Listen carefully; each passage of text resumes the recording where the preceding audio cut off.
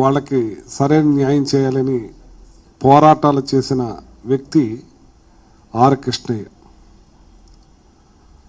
ఆయనకి తెలంగాణ రాష్ట్రంలో ఉన్నా కానీ జగన్మోహన్ రెడ్డి గారు రెండు రాష్ట్రాల్లోనూ ఎప్పటి నుంచో పోరాటం చేస్తున్న ఆర్ కృష్ణయ్యకి రాజ్యసభ ఇవ్వటం వల్ల పార్లమెంట్లో రాజ్యసభలో బీసీల గళాన్ని వినిపిస్తారు, బీసీలకి మంచి జరుగుద్ది, నేను బీసీలకు మేలు చేసే దాంట్లో ఆ రకంగా మరి ఆయన గళం వస్తుందని చెప్పి మంచి ఉద్దేశంతో జగన్మోహన్ రెడ్డి గారు ఆయన్ని పిలిచి రాజ్యసభ ఇస్తే మరి ఆర్ కృష్ణయ్య గారు మొన్నటికి మొన్న కూడా నేను జగన్మోహన్ రెడ్డి గారు బీసీల తరపున రాజ్యసభలో నా గళాన్ని వినిపిస్తాను కానీ ఎట్టి పరిస్థితుల్లో నేను ఎవరికి లొంగేది లేదని చెప్పిన వ్యక్తి ఇవాళ బీసీలందరికీ కూడా మోసం చేస్తుంతో పాటు బీసీ సంఘ నాయకులు కూడా మండిపడుతున్నారు రాష్ట్రంలో. ఇవాళ ఆయన చెప్పే సాక్స్ చూస్తుంటే చాలా విడ్డూరంగా ఉంది.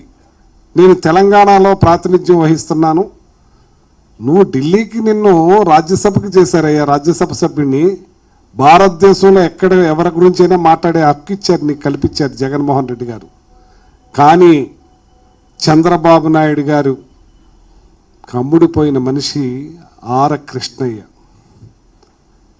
ఇవాళ ఎన్నో సంవత్సరాల నుంచి బీసీల అండతోటి నువ్వు పెరిగిన వ్యక్తువు నువ్వు. కానీ చంద్రబాబు నాయుడు కొనుగోలుకి లొంగిపోయిన వ్యక్తిగా నీకు ఈ వయసులో అది అవసరమా అని నేను అడుగుతున్నాను. నేను ఇవాళ బీసీల గౌరవాన్ని తాకట్టు పెట్టిన వ్యక్తిగా మిగిలిపోతావు. చరిత్రలో చరిత్రహీనుడిగా మిగిలిపోయే వ్యక్తి ఎవరంటే ఒక ఆర్ కృష్ణయ్య. నీకు మంచి పేరు ఉంది మొన్నటిదాకా. నువ్వే ఇంతకుముందు ఒకసారి ద్రోహం చేసావు.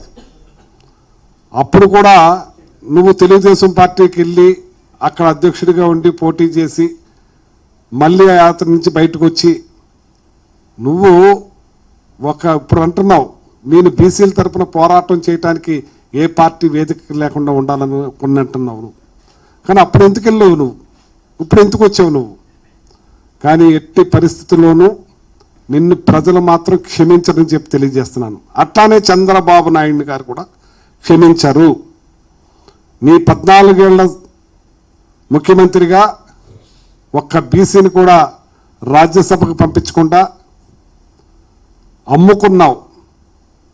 కానీ ఈ రోజున జగన్మోహన్ రెడ్డి గారు బీసీలకి ప్రాధాన్యత ఇవ్వాలి, బీసీలకి పెద్దపేట వేయాలనే ఉద్దేశం మీద ఇవాళ మోపిదేవి వెంకటరమణ గారు కానీ, పిల్లి సుభాష్ చంద్రబోస్ గారు కానీ, మన ఆర్ కృష్ణయ్య గారికి అయితేని, అలాగే బీరా మస్తాన్ రావు గారికి అయితేని, వీళ్ళందరినీ కూడా రాజ్యసభకు పంపించిన వ్యక్తి జగన్మోహన్ రెడ్డి గారు తొలిసారిగా ముఖ్యమంత్రిగా వచ్చి.